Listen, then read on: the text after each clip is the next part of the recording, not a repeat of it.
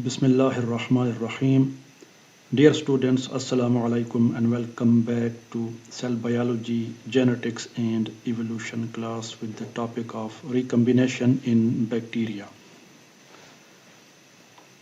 We were discussing conjugation, and in the previous video we simply discussed a basic conjugation process in which an F plus cell transfers its episome or plasmid or extra chromosomal DNA known as F factor or fertility factor to an F minus cell.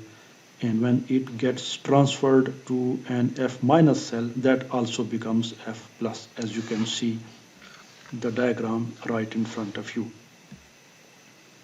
And as we discussed in the previous video, this type of conjugation does not bring about any recombination, any gene conversion event, or any change in the recipient bacterium except that it receives the F factor. Other than that, there is no change, especially in the chromosome of the bacterium. There is no change. It does not receive any DNA from the donor bacterium. Now let's consider the next conjugation process. So this is conjugation involving HFR bacteria. Now this HFR refers to H for high and FR or lowercase, both FR is equal to frequency. So this is actually a high frequency recombination. In this case, which we are going to study just now, recombination does take place. So let's see what happens during the HFR, conjugation involving HFR bacteria. Now what is an HFR bacteria? It happens in the bacterial cell which is already F plus, that is, it contains the fertility factor. Now this is an F plus cell with its own DNA and an episome or an extra chromosomal DNA. Now what happens that sometimes this particular extra chromosomal DNA, it gets incorporated, it gets integrated into the bacterial chromosome. So this is what happens. The bacterial chromosome opens up and this particular plasmid, it enters the bacterial chromosome at a random position. It can be any place in the bacterial genome, in the bacterial chromosome, or in the bacterial DNA. So for example, it enters here. So now it is integrated into the bacterial chromosome, and now this particular bacterium is known as, instead of an F plus cell, it is called HFR bacteria.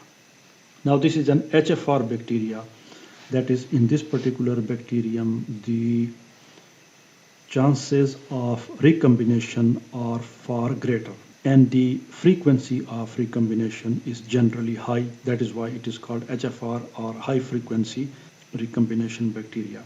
Now this particular bacterium, since it contains that episome, although this episome is now part of the bacterial chromosome, but it can still initiate the synthesis of the F pilus and it can conjugate with another bacterium.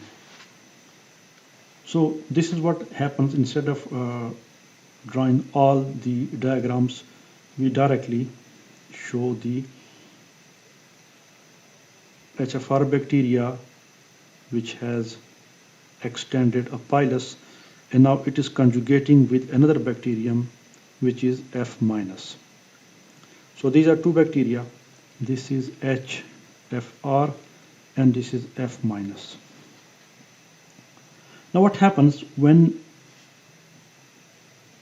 now this is the chromosome of the F minus bacteria. Now what happens that the fertility factor, the F factor, what it does that it tries to transfer the entire chromosome along with its own DNA. That is, the F factor tries to transfer the bacterial chromosome, the bacterial DNA, as well as its own DNA. And usually the DNA which first enters the recipient DNA is the DNA of the bacterial itself. And the last DNA to enter the recipient cell is the episome or the F factor. This is how it happens. Now this is the bacterial chromosome which has started moving into the, and in the end it is the F factor. So here it is the F factor and this is the F factor.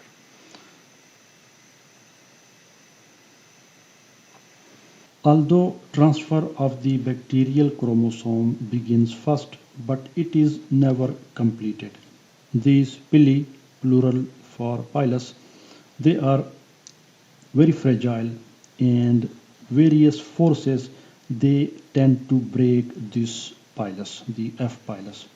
Since as I already told you that the bacterial chromosome is very long and its transfer is never completed because this pilus breaks down, and as it breaks down the transfer of the bacterial chromosome is interrupted. So what happens that after the breakage of the F pilus, so here is the overall position. The pilus has broken down and this is the recipient cell. Since transfer is never complete, only part of the bacterial chromosome gets transferred, and the F factor or the fertility factors, it almost always never gets transferred to the recipient cell. So it was F minus in the beginning and it remains F minus because it does not receive F factor from the donor DNA. Whereas this particular bacterium, it remains HFR. Now, what has happened that this particular bacterium has transferred some of its chromosome to the recipient bacterium. However, its own chromosome, it remains intact, no change, because the piece that is lost, it is resynthesized, so there is no problem here. This is the recipient bacterium. This is its own DNA and it has also received part of the bacterial DNA, the HFR bacterium. So let's make it a little wavy to recognize it. So this is the DNA or part of the DNA that has been received. So what happens that this particular DNA is incorporated into the DNA of the bacterium, of the recipient bacterium. So it gets incorporated and recombination is said to have taken place. Now, does this bring any change to the recipient bacterium? It depends upon the genes which are contained in this DNA which has been received from HFR bacterium. If the genes are different, as we have seen in type 2R and type 2S, because type 2R received the normal gene or the capsule synthesizing gene, so it was transformed from type 2R to type 3S. Similarly, if this DNA which has been received, if it contains genes which are slightly different from the genes already present in the recipient DNA, a gene conversion event will take place, and those genes, when they will express themselves, those traits or those phenotypes will appear in this F minus bacterium and recombination will be complete. Therefore, in the case of an HFR bacterium, when DNA of a bacterium, donor DNA, is transferred to a recipient or F minus bacterium, the chances of recombination are maximum.